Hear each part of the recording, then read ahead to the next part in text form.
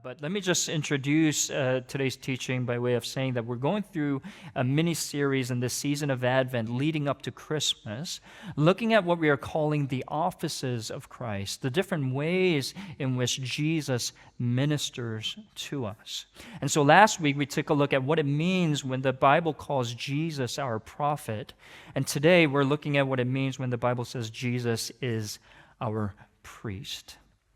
Now, let me give a brief definition that comes from the Westminster Shorter Catechism, which is a collection of question and answers that illustrate for us and explain to us the basics of theology. And so let me read that for us and talk a little bit about what it means. Westminster Shorter Catechism asks, how does Christ execute the office of a priest? And the answer is, Christ executes the office of a priest and is once offering up of himself a sacrifice to satisfy divine justice and reconcile us to God, and in making continual intercession for us. Simple enough, right? We all got it. We can walk away. It's a little bit of a difficult concept to understand, but here's how I'm going to put it. During Christmas, we celebrate the arrival of Jesus Christ. And we do so because we consider it to be good news for the whole world. And that is why we're looking at the different ways that Jesus Christ ministers to us. And when we say Jesus Christ ministers to us, we are saying that there is some kind of need that we have that is met by the ministry of Jesus even to this day. Right? That is what Christians all over the world throughout the millennia have believed. And particularly in this passage, what Jesus does as a priest is illustrated for us. And as we walk through this passage, I'm going to highlight three needs that are met by Jesus the priest, okay?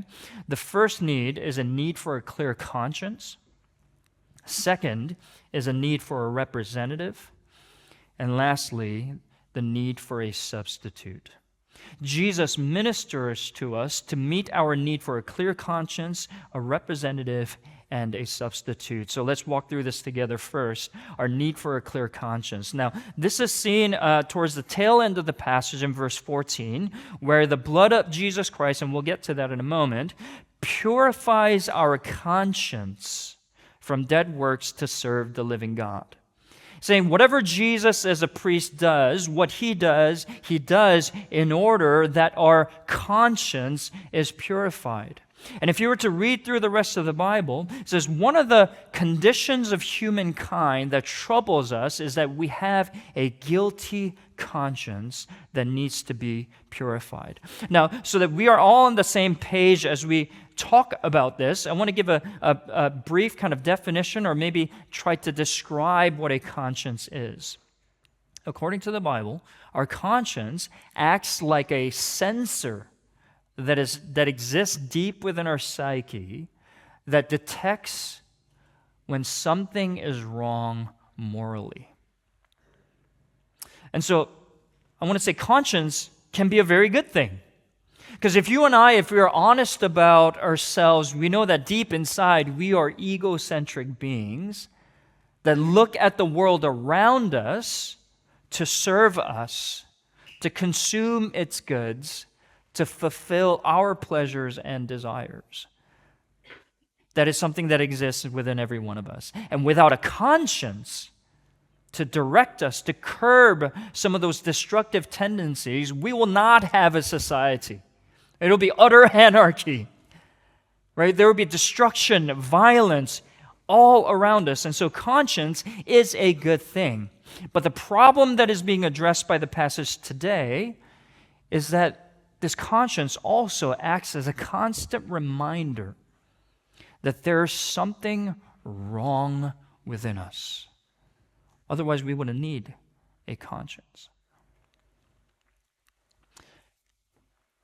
And what we know from experience is that for most of us, we are driven in everything that we do by this need that we have to appease and to ease our guilty conscience.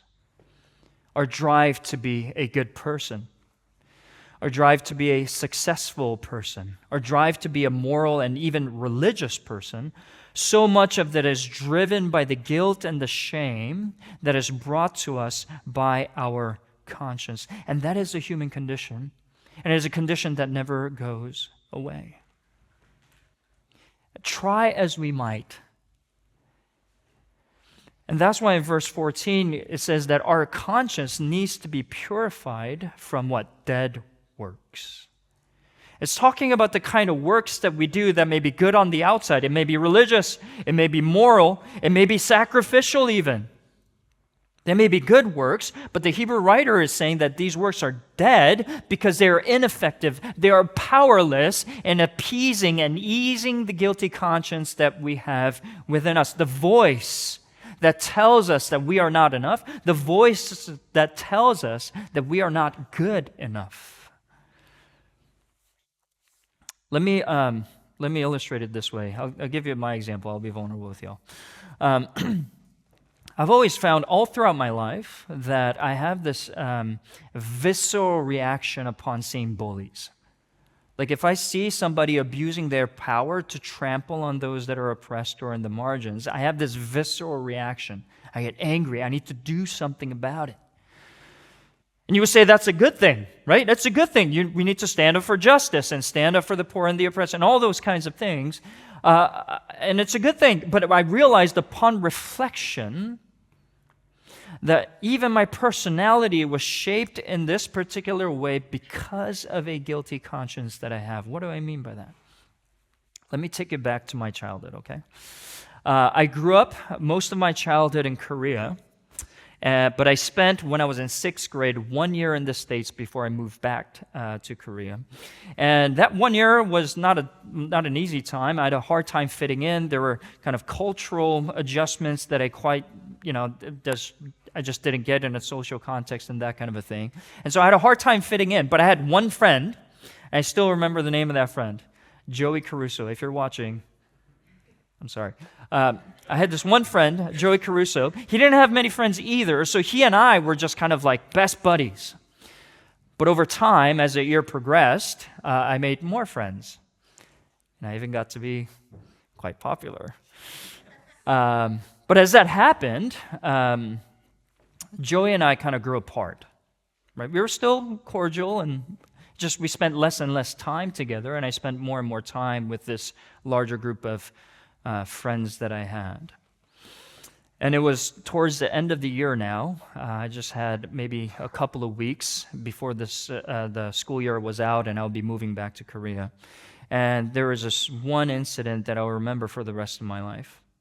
It was during recess, and the recess ended, and everybody was filing in, and all the teachers were already inside. And it was then when a group of my friends thought it would be funny to lock my friend Joey Caruso out. And so a couple of them just kind of dragged him away and just ran and locked the doors behind them. And they were filing in. And, there are no teachers around, and I remember there's this one scene that is like etched in my memory. I remember seeing him, and there were two kind of round windows through which you could look out. And I remember seeing Joey looking at me with a look of desperation, banging the door. And I remember walking away. I got like emotional time. It's just like, nearly 30 years afterwards. But that memory has been etched into my brain, and I can play it any time as if it was a scene from a movie. And I think since then, there's always been this voice of conscience that's been telling me ever since, you're a coward.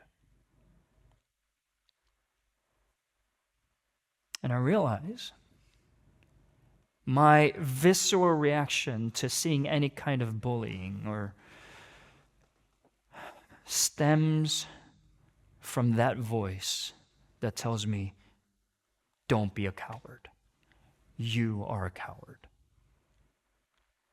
And there are myriad of other voices that have stemmed from these different memories that make up who I am. And there's a guilt and a shame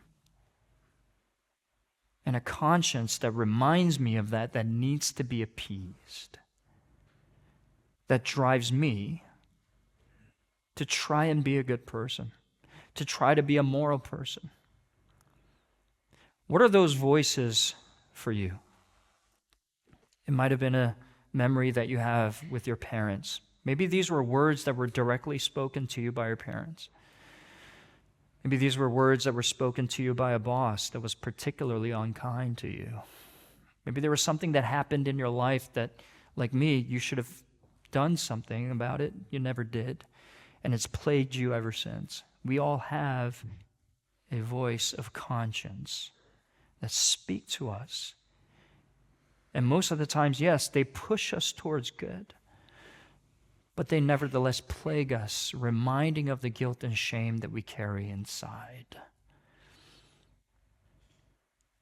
And the Hebrew writer is telling us you need to be cleansed of that conscience.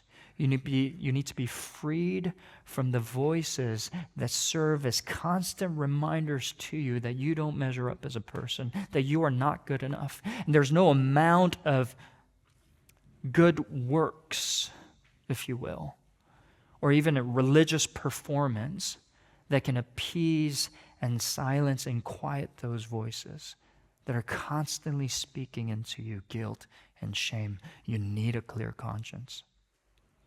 And so that's the first point. But the second point is that we need a representative. Verses 11 to 12 tells us that Jesus Christ appeared as a high priest, and that he then through the greater and more perfect tent, not made with hands, that is not of this creation, he entered once for all into the holy places. Now, what in the world is that talking about?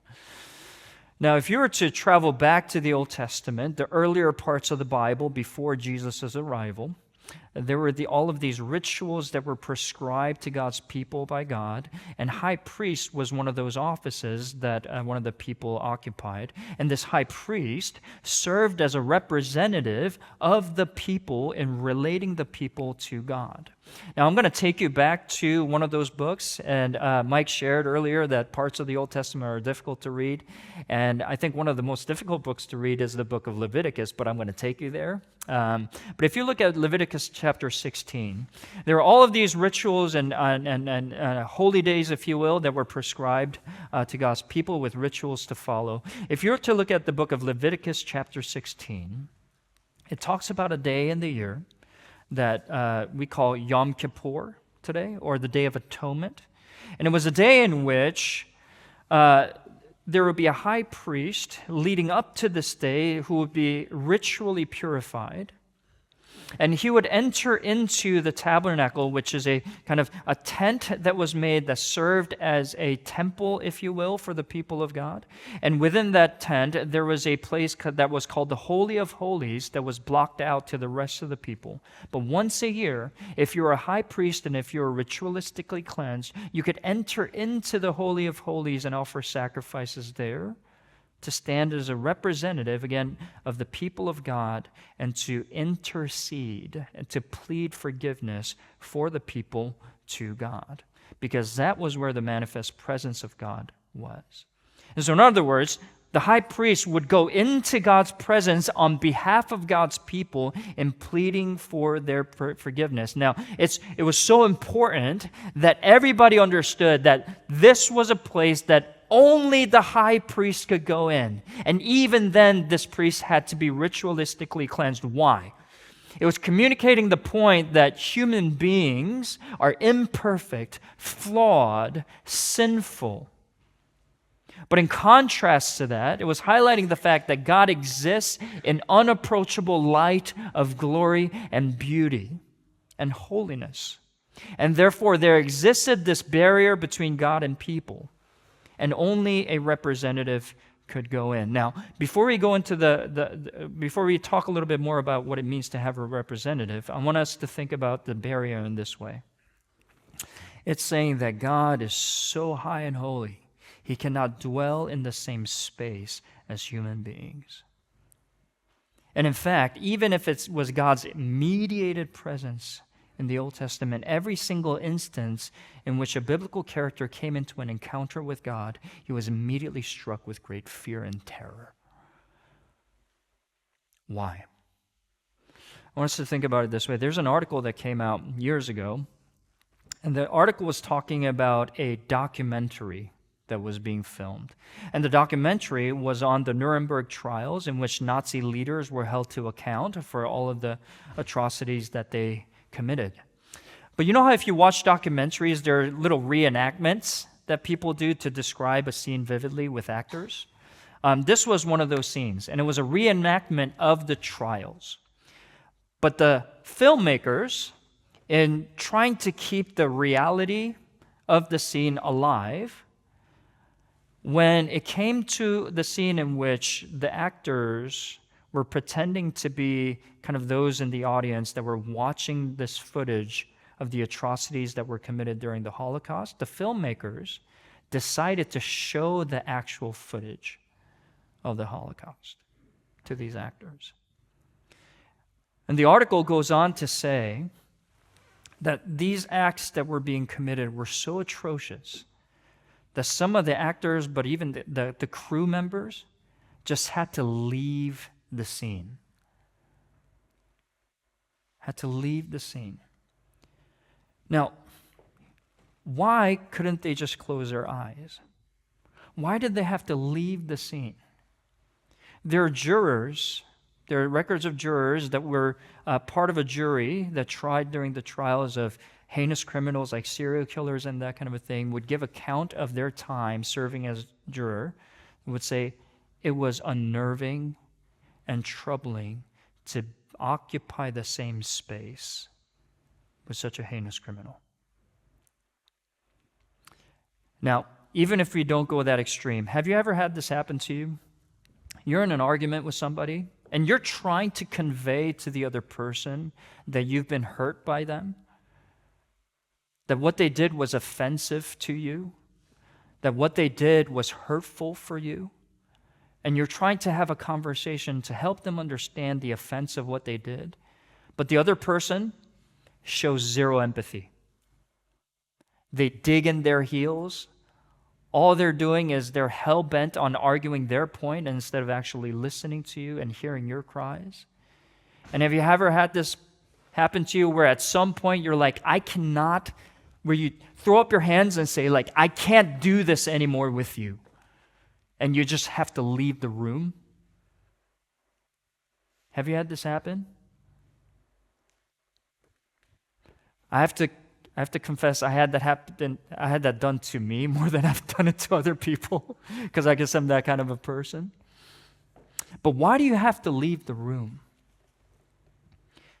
Even on a human level, there is something within us that says there is something repulsive about somebody who is immoral. There's something repulsive about somebody who is so unapologetically evil and wicked. Even on a human level, we understand that. Now, what if there existed a personal God, as Christians believe? If there is a personal God, and this God is indeed morally spotless and completely holy and otherworldly in his beauty, truth, and goodness, in comparison to that, and if you were able to see through our hearts, to see the egocentric ways in which we move about our world, then it follows, even though it may be uncomfortable for us to hear, then it would follow that human beings, with all of our secret evils that we nurture in our hearts, should not be able to stand in God's presence. There exists a barrier. And no matter how much we try to be good people and convince ourselves that we are indeed good, there is nothing that we can do to cross that barrier and be at peace with ultimate reality. Now, let's say, as it's happened to me before, somebody's so offended by my attitude and my unrepentant digging my heels into evil and just has to leave the room. What is my only hope for having a constructive conversation with this person? If I were to go to that person, that would not be helpful at all. I would need somebody else that is not offensive to the other person to go plead their case on my behalf. See, that is the reason why we need a representative. And this is a reason why, even in the Old Testament, there was provision that was made for the people of God to be able to relate to God, ultimate reality, in all of His glory and His beauty and holiness. That's why we need a representative, someone who would stand with us. And that's what God provided. But lastly, we need a sacrifice. And this is a lot of bummer, bad news. We'll get to the good news soon, okay? But lastly, we also need a sacrifice. Now, verses 12 to 14 highlight for us that this high priest would go into the holy places and would bring the blood of sacrificed animals to serve as a sacrifice for the sins of the people. Now, here's what it's telling us. The Yom Kippur, if you were there, witnessing all of this happening, would have been a bloody, gory affair. Every person belonging to the community would bring with themselves these animals that would be slaughtered outside the camp, and the blood would be brought in by the high priest and would be offered as payment for the sins of the people. Now, that would have been a gory, nasty affair, but it's highlighting for us the depths of human depravity. Because the Bible would say there is no defense for human evil. And the only ways in which the ways we treat one another with contempt, the ways in which we look to one another as mere goods to be consumed rather than precious beings that need to be served, all of that, when taken as a collective, there is no answer for human depravity. There is no payment that could be made that is any less gory than what you would have witnessed that day, the Day of Atonement. And the only hope, the Bible would say, for you and I, with all of the secret ways in which we harbor bitterness and hatred towards one another, and all the secret ways in which we live for ourselves and not in service of others, all of the subtle ways in which we use even our moral righteousness as a hammer to judge others, the only ways in which we could secure our well-being in relation to the ultimate reality that is God is to have the consequences and the payment for our depravity and wickedness be absorbed by another. And that was a provision that was made in the Old Testament. The animal, this helpless animal, would absorb the payment for the sins of the people. And you know, a lot of times when Christians talk about this idea of sacrifice and substitution, we talk about it so flippantly and so lightly, as if I go out for a meal with you and you decide to pay for my meal and say, oh, I'm very thankful for that, and I am. But we talk about it almost as if it's a financial transaction. But what I want you to understand here is that this was a deeply relational transaction. And this is something that you and I understand to our core because it plays out in our lives every day. I'll give you an example. If you're a parent, you know this to be true. I want you to look at your kids. You know that every single day, parents absorb the consequences of the helplessness and the folly of their children. I am reminded of this every single night as I step on yet another Lego block that was left on the floor by one of my children. As I pick up after them. As I soothe them to sleep, as I scream for my name in the middle of okay, I'm processing now, I can't do. Yeah. This is what every human relationship looks like. Every loving relationship involves sacrifice. Have you ever been on a phone call with a friend who is suffering and going through a hard time? Out of the goodness of your heart, what do? You allow them to vent, right? You know that that's a good thing. You don't want to give quick fixes and quick answers, right? That's not helpful to anybody. So you say, okay, I'm going to listen to you vent. And so they go on for hours, voicing their frustrations, voicing their anguish, voicing their anger.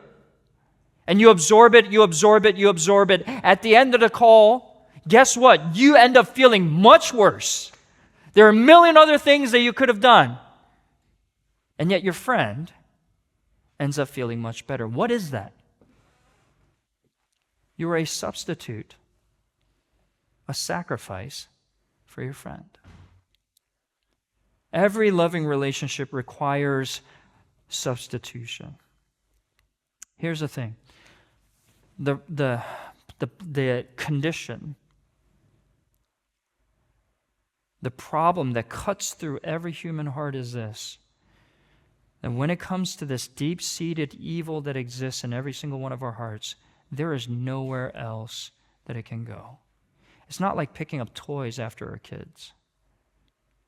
I can do that because I'm, older and more mature than my kids.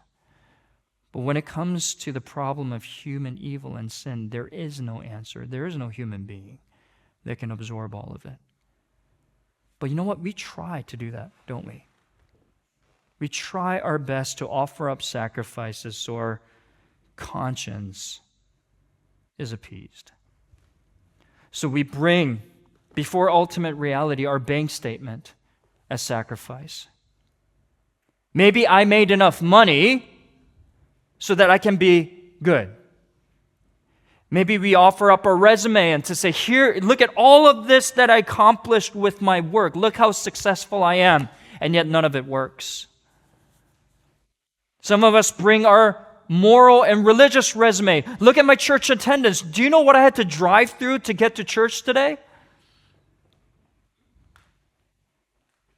I am a good person. And we try to offer up that as a sacrifice. But I will tell you, none of that. You know this by experience. None of this works. These are but dead works that are utterly ineffective in easing and appeasing your conscience. That's why it's told to us in Jeremiah chapter 2, verse 22. It says, though you wash yourself with lye and use much soap, the stain of your guilt is still before me, declares the Lord God. Wash and wash and wash. You cannot get the stain out. That's why in verse 13, it talks about the blood of goats and bulls and the sprinkling of defiled persons with the ashes of a heifer, sanctify for the purification of what? The flesh. That's all it could do. Even the provision that was made, this high holy day that is Yom Kippur, the Day of Atonement that came around once a year, even that provided for the ritualistic, superficial provision for the guiltiness of the people. Who is going to wash it away? And the good news is told to us right here in this passage, Jesus Christ, the great high priest, the true and greater priest who came. If you look at verse 11, it says, Christ appeared as a high priest. There we see the meaning of Christmas. The word appeared is referring to a public appearance for the very first time. Like an artist making their debut on live stage for the first time, or a public figure that decides to make themselves public for the first time. It says Jesus Christ appeared as a high priest. Here's what we celebrate on Christmas Day: the arrival of Jesus Christ as the declaration of God that though no human being can deal with sin, that he himself will deal with sin. He is your representative, Jesus Christ. He was the only one who lived the life that you and I should have lived. He didn't need any purification rituals. He didn't need to be cleansed. He was a perfect God-man who alone had the right to enter into the presence of God. But as he did so, he didn't bring in a blood of an animal. He decided, out of love for you and me, to bring in his own blood. He was the priest and the sacrifice. And on the cross, he absorbed onto himself the ultimate alienation from God that you and I deserve, so that you and I may have assurance that we can enter into his presence freely, not groveling at his feet, as we rightfully should, but as beloved sons and daughters. That's why it's told to us in Isaiah 53 that predicted that Jesus is coming. It describes him in this way. It says, he had no form or majesty that we should look at him, and no beauty that we should desire him. He was despised and rejected by men, a man of sorrows and acquainted with grief, and as one from whom men hide their faces, he was despised, and we esteemed him not. I wish to this day, as I think of Joey Caruso out there begging me to let him in,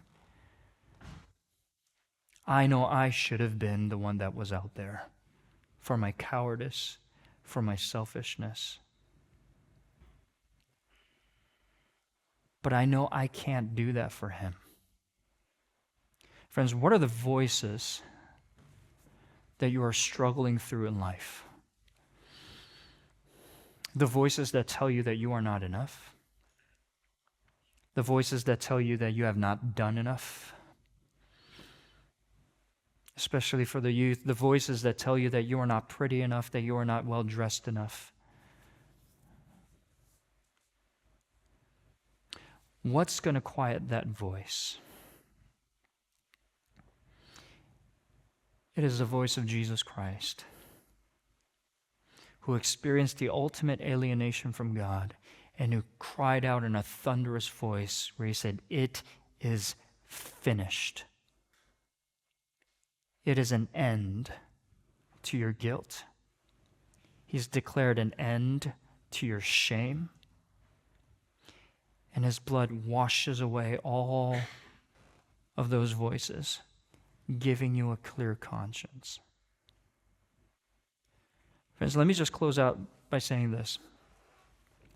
This Christmas season, the encouragement that I want to give to you is this, and actually, let me exhort you and challenge you in this way. Many of you are going to have to learn to fight. Fight what, you might ask? Fight against those voices that ring in your heart and in your mind a word of condemnation. I have not done enough. I am not good enough. I have not made enough money. I am not where I should be in my career.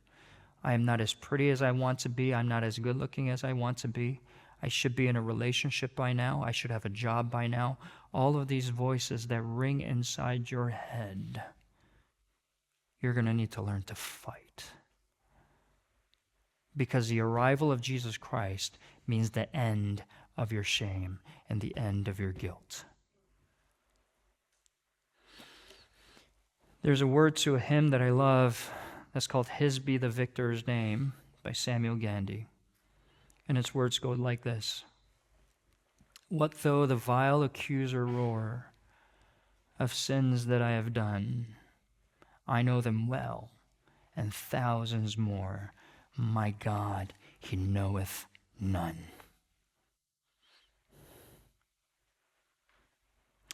Do you know what it means to live a life of freedom? To not be driven. Listen, some of you are really good people. Some of you are brilliant people. And many of you have achieved a great deal of success. But I know that there are just as many of you, with all of the success that you've experienced, are not happy inside. All of the things that you've accomplished are not making you happy. Why? You don't have room to be happy because you are driven by the voice that's telling you it's never going to be enough. You know it. Friends, will you let your deadly doing down at Jesus' feet and stand in him alone, gloriously complete? Because of the sacrifice of Jesus Christ, he's made you complete. Would you live with a clear conscience? And may we be a church that lives in freedom, knowing that the price has been paid for our sins. Let's pray.